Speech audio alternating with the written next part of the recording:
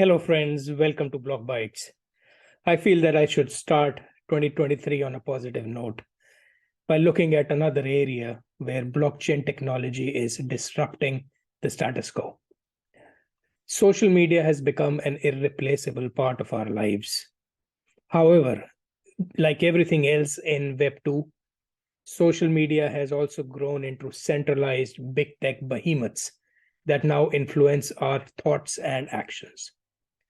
The recent Twitter files released after Elon Musk took over Twitter reveal the extent to which state institutions influenced social media. We have also seen censorship by big tech social media platforms come in all forms and sizes. Not to mention that nothing people post on social media belongs to them and can be taken away immediately and sometimes without a reason. Blockchain tech and crypto came into existence with a promise to provide people with an alternative to centralized institutions, services, and products.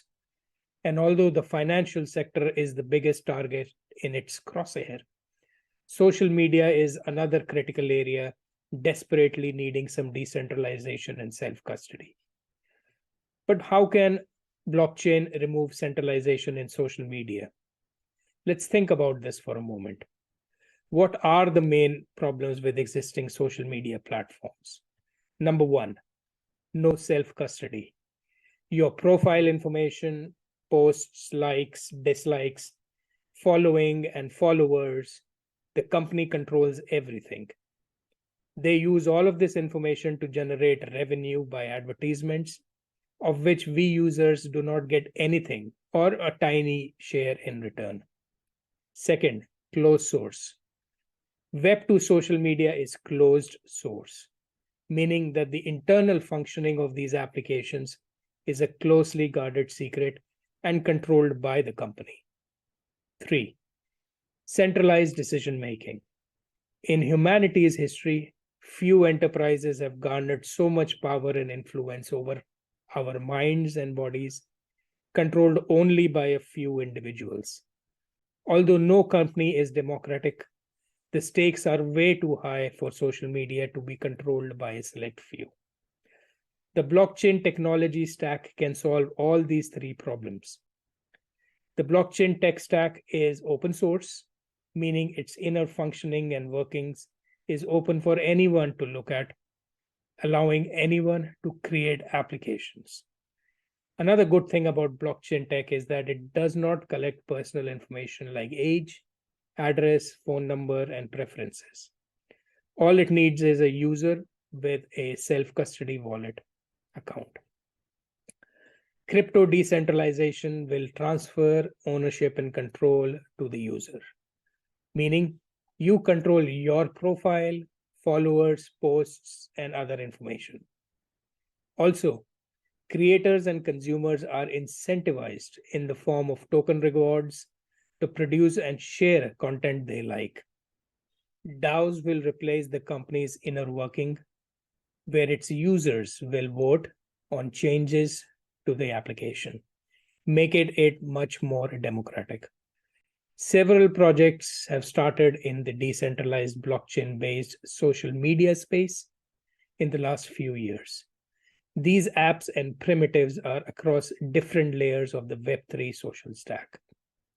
Let's understand what constitutes the Web3 social stack by looking at a simpler version called the Open Social Map by Messari. The Open Social Map is a crypto-native approach to re-architecting the traditional social media tech stack. What this means is that all elements of the Web 2 tech stack are replaced by decentralized and open versions in the open social stack. This tech stack consists of the data layer, which is a collection of layer 1, layer 2, and sidechain blockchains. For instance, Lens, a social media application platform, runs on Polygon, a sidechain of Ethereum. Also in this layer are the data storage primitives like LivePeer and IPFS. For example, applications built on Lens use like peer for streaming services, and IPFS for information services. The next layer is the social primitive layer. This layer houses the core building blocks of social media applications like users, followers, posts, comments, likes, and pages. Let's take the case of Lens. Created by Aave, Lens is a platform for building social media apps. Each post, profile, and content is a NFT on Lens. Creators can create quality content, which users can then buy. But this is not the only way creators get rewarded.